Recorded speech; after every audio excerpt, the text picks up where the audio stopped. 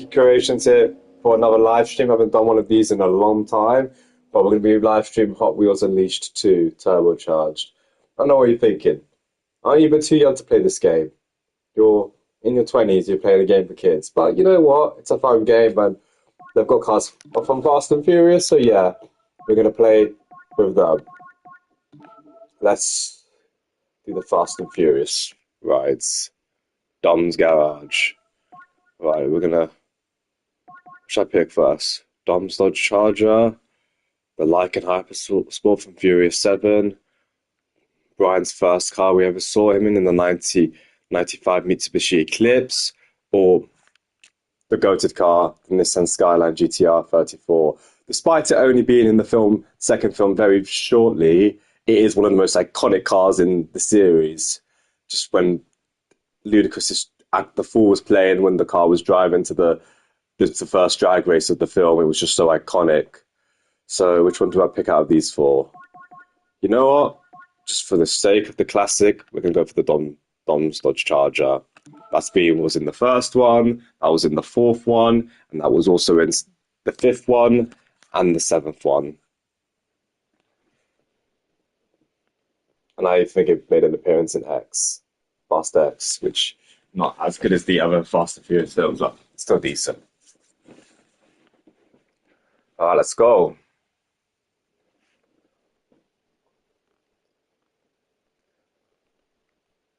Take a time to load.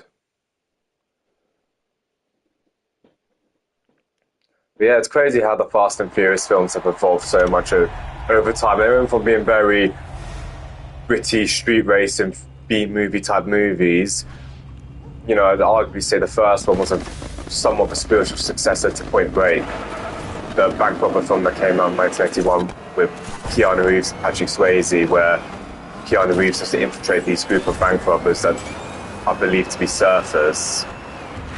Whereas Fast and Furious is about Paul Walker's character, Brian O'Connor, going to infiltrate Vin Diesel's crew led by Dominic Toretto, and they go and rob trucks with DVD players, back when DVD players were very valuable.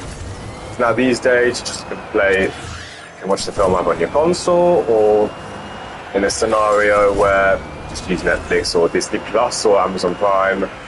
Yeah. But I still got a DVD player though, because you know what they say, keep physical media alive, because the thing is, the physical media, you own the physical media.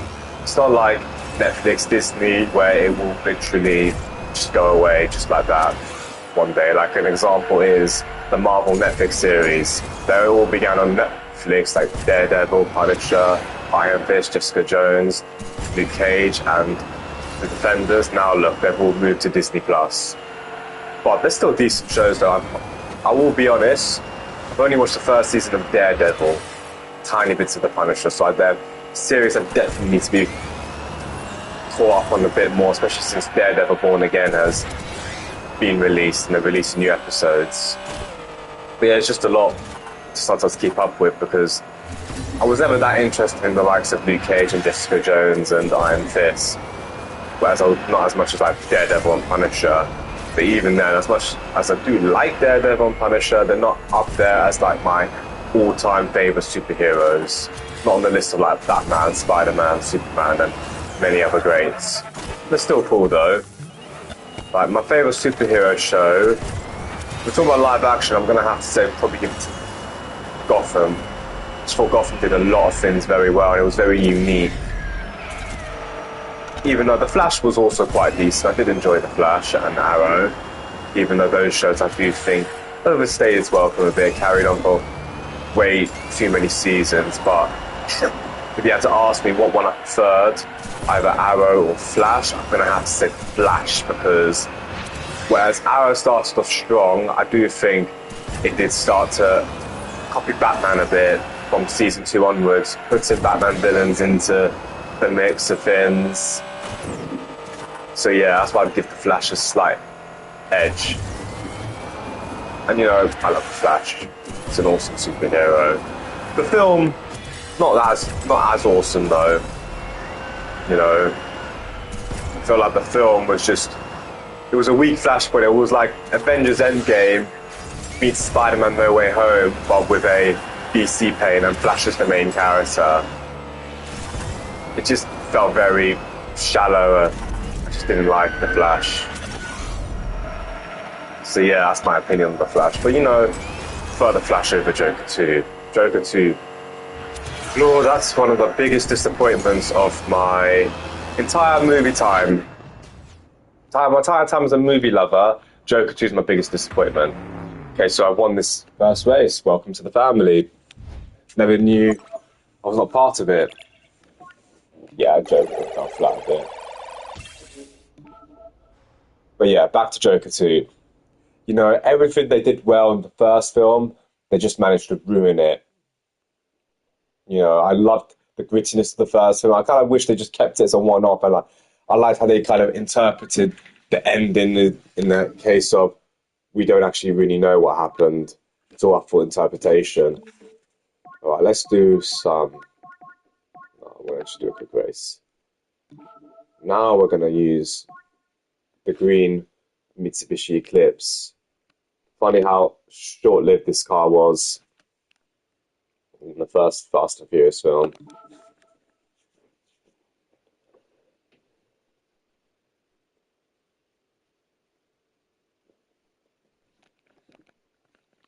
But yeah, I've been working on a Fast and Furious animation at the moment. It's taking time because when you've got 2 jobs and many other commitments, it can be hard to keep up to. But I do like to still animate my spare time because I feel like as you get older, when you're in employment or in relationships or you've got a big social life, it's sometimes good to have hobbies for yourself to just keep your life enriched and still enjoy yourself and focus on yourself as well.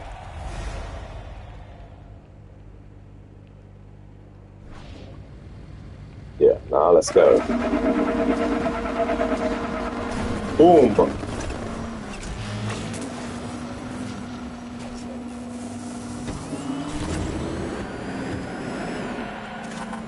You know, I feel like Fast and Furious is overdue for a game. You know, the last few games that have come out in recent times have been awful. You know, Fast and Furious Showdown, which was created by Activision, the people that make Call of Duty. But you know what? Some of their licensed games weren't bad. Like, they did some good Marvel games. They also did some very decent James Bond games. Well, that Fast and Furious game that they came out in 2013 was just dreadful. Just real lazy tie-in to the movies. And Fast and Furious Crossroads. I remember watching the trailer for it in the Game Awards. I don't kid you, I was thinking, this looks like a PS2 game. Graphics were so bad, and they were made by the people that made Project Cars. How is that possible? Project Cars was one of the best racing games visually ever. Just saying, people that made that couldn't make a Fast and Furious game that visual level quality. But yeah, I feel like making Fast and Furious game is quite hard because, or do you please, do you go for the fans that liked it from 1 to Tokyo Drift, or do you try and please the fans that liked it from 6 to onwards, or the halfway point 4, 5? I'm trying to find that balance. So yeah, Fast and Furious is definitely one of those movie IPs I think is overdue for a game. That and John Wick. A John Wick game would be really legendary. I would love to see that. And if I had to pick one, I'd probably pick the John Wick game, because with a Fast and Furious game as well, you can just get the cars like Need for Speed and just customize them to look like the cars from the films, which I've seen a lot on YouTube. Like when I was younger, when I played GTA 5 quite a lot, like story mode online, I always try and get the cars customized to look like all the cars driven in the Fast and Furious films. So how big of a nerd I was for that franchise. Even though it kind of dropped off after 7 and 8. It wasn't bad, but it wasn't great. From 9 onwards, I just got a bit like, done with this. It's one of my pet peeves within big film franchises is retconning, because I feel like with Fast and Furious 9, they did a lot of decisions in 8 that maybe didn't make a lot of fans happy, such as the whole justice for Han and making Jason Statham kind of part of the family, even though it was believed he killed Han, spoiler alert. But in F9 he reveals Han is still alive and that he was actually with the agency. that Kurt Russell was in with that debut in Fast and Furious 7. They revealed that Jake's the rogue agent as well. So just kind of took all the surprise and element of all the previous films and all the good plot points just for silly retconning. So yeah, that's kind of why I fell off the series after 9. Even though I would say this, F9 was more trying to fix mistakes with doing more twists and turns, which just became repetitive. Whereas the Star Wars sequel trilogy, they decided to start doing a lot of retconning just to cash in on nostalgia. Because The Last Jedi, Rian Johnson, I think that's how you say his name, he made the decision to make Rey anonymous. We don't know who her family is. But then they turn her into a Palpatine in the following film, which felt like I kind of ruined bits of The Last Jedi that I feel like I liked, such as setting up the rivalry between Kylo Ren and General Hux and making Kylo Ren the big bad. It was because a criticism I had for The Force Awakens was that it's just kind of copying the Star Wars original trilogy, whereas I felt like Last Jedi somewhat did an okay job at trying to differentiate from the original trilogy. So yeah, that's one of my hot takes. So now we're going to pick Brian's Nissan Skyline from Too Fast, Too Furious for this next race.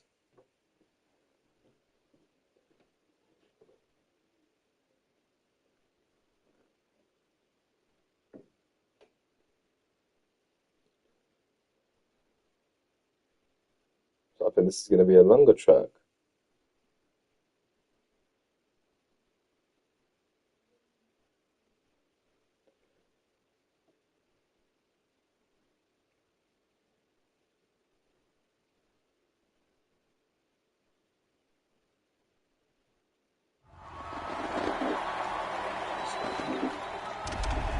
Alright, let's go.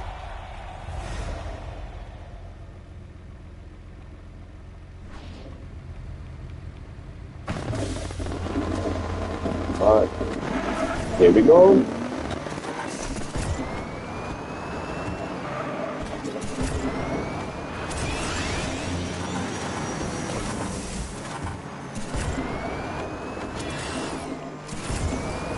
Yeah, I have to say this is me and biased because Brian was my favourite character, but this was my favourite part of the series. It just had that aura to it. You know, like I remember when the second film began, they were looking for that extra driver to fill in, and then immediately when Brian got the ball coming in this skyline, I think all the cast like, oh, Brian's here, meaning they knew they were going to lose with how far he came, because when he was in that green Mitsubishi Eclipse, he came last in that race. Now look.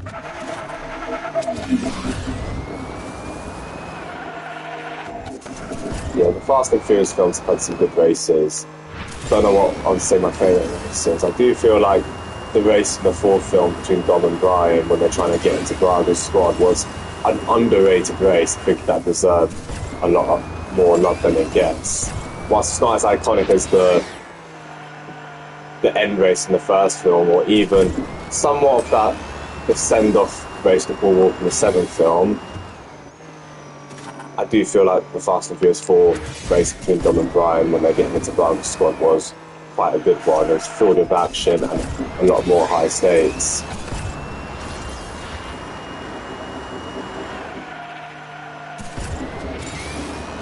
And it was a good return to the Nissan Skyline by the new model.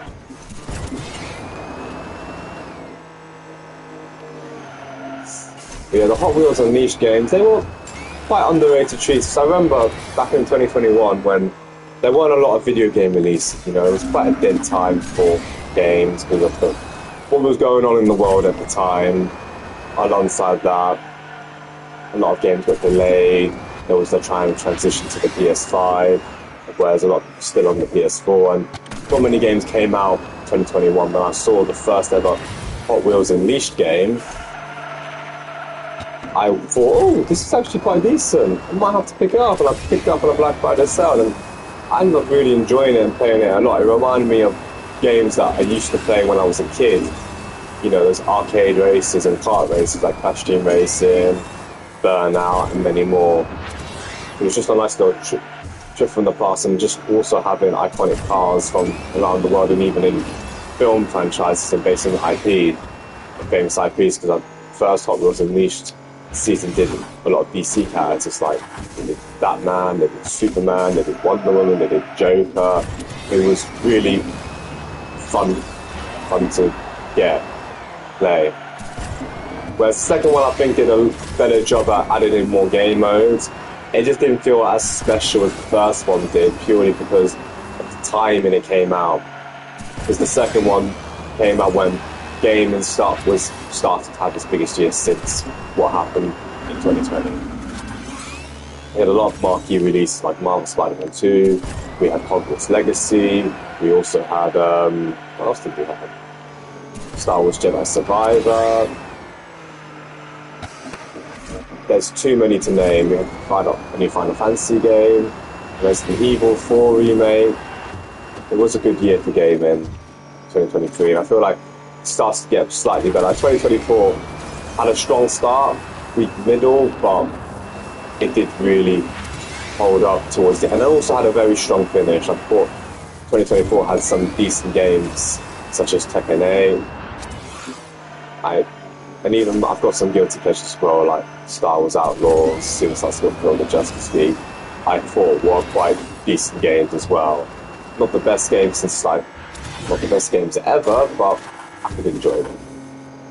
Even as a fan of the franchise and someone that just sometimes just likes to play games, just, you know, have a bit of a chill and not worry about stuff.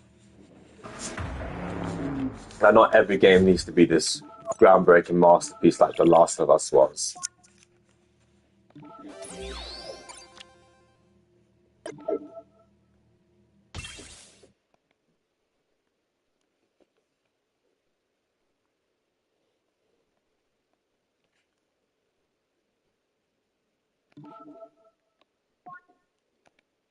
Now we're going to use the Lycan from Fast and Furious 7. You know, when I remember first seeing the Lycan in the film and they did like a feature about it to promote it, it was a very rare supercar and it goes apparently quite fast. And apparently there were only, I think at the time, 7 of them made in the world.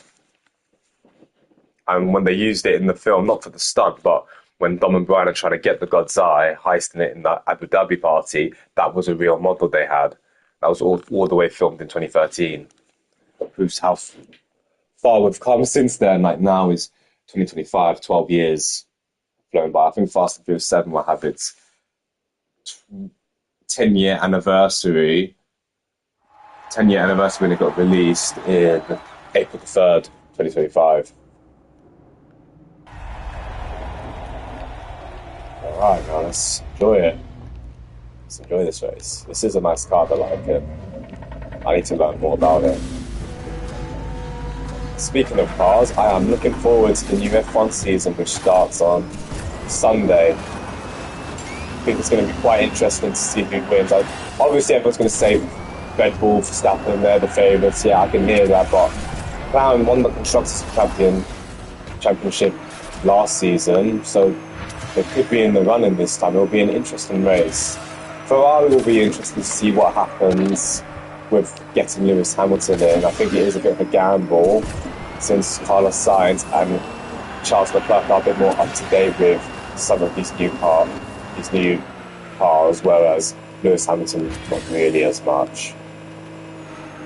But yeah, I'm looking forward to the new F1 season.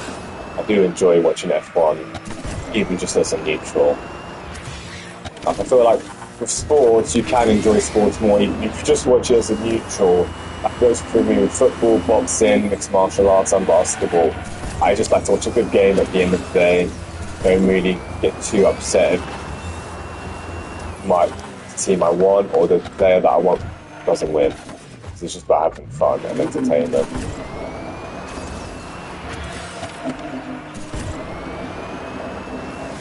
Oh yeah.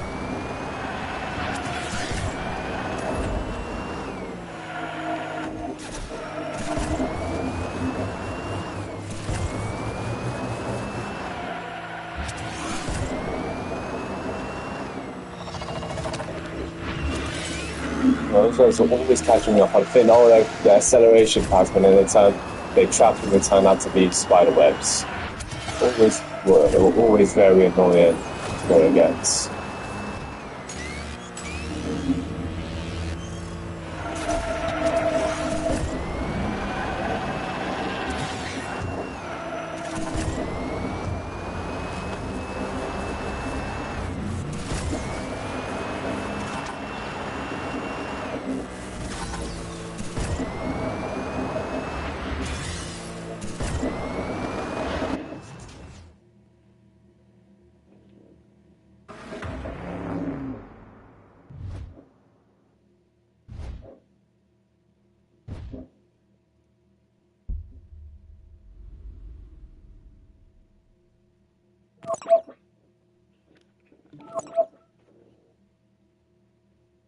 Yes, I won.